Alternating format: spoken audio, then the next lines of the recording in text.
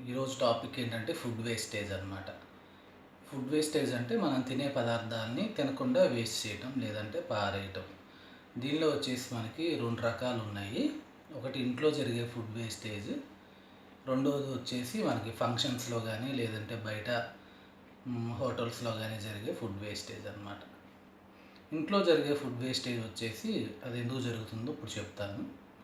ఇంట్లో జరిగే food wastage వచ్చేసి మనకి అవేర్‌నెస్ అనమాట. ఏ పదార్థాలు ఎలా నిల్వ చేయాలి, ఏ పదార్థాలు ఎలా వండాలి అని తెలియక మనం ఫుడ్ వేస్ట్ చేస్తాము.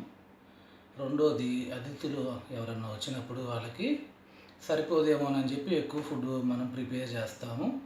వాళ్ళు తినకుండా వెళ్ళిపోతే ఆ ఫుడ్ అంతా వేస్ట్ అయిపోతుంది. ఇది ఒక వేస్టేజ్. రెండోది వచ్చేసి హోటల్స్‌లో కానీ, ఫంక్షన్స్‌లో కానీ, అది మన ఇంట్లో మనం ఓన్గా కొని తయారు చేసిన పదార్థాలు కాదు కాబట్టి, ఎవరో ఫంక్షన్స్కి వెళ్తాం కాబట్టి, అది మనం మితం లేకుండా మనం చూసిన పదార్థాలన్నీ మన ప్లేట్లో ఉంటాయి అన్నమాట. ఆ ఉన్న ప్లేట్లో అన్నీ మనం తింటామా అంటే తినము. మనకు నచ్చిన ఐటెం ఏదో ఒకటి తింటాము, మిగిలినవన్నీ డస్ట్బిన్లో వేసేస్తాము. ఇది ఎంతవరకు కరెక్టో మీరు ఒకసారి ఆలోచించాలి. ఫుడ్ వేస్టేజ్ అంటే మనకి జనరల్గా ఇది ఎప్పుడూ మనకి కొత్త టాపిక్కే.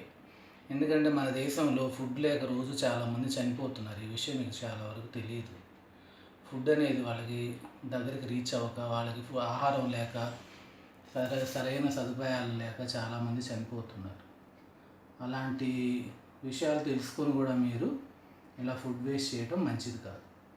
మీకు ఎంతవరకు సరిపడా ఫుడ్ అవసరమో అంతవరకే మీరు ప్రిపేర్ చేసుకోండి. ఒకవేళ మీకు ఏదైనా ఎక్స్ట్రా ఫుడ్ ఉన్నప్పుడు మన చుట్టుపక్కల ఉన్న వాళ్ళ సహాయం తీసుకొని ఆ ఫుడ్ ఎవరికి రీచ్ అవ్వాలో వాళ్ళకి పంపించవచ్చు. మీ దగ్గర లోకల్లో కూడా ఇప్పుడు చాలామంది ఇట్లాగా వాలంటీర్స్ లాగా వస్తున్నారనమాట. ఫుడ్ డొనేట్ చేస్తాము, లేకపోతే మీ దగ్గర ఉన్న పాత బట్టలు డొనేట్ చేస్తాము. వాళ్ళకి మీ ఫుడ్ ఇచ్చేసేసి ఎవరికైతే లేవో వాళ్ళకి పాస్ అయ్యే విధంగా చేయండి. ఓకేనా? ఈ విషయం మీరు తెలిసిన వాళ్ళందరికీ షేర్ చేస్తారనుకుంటున్నాను. ధన్యవాదాలు.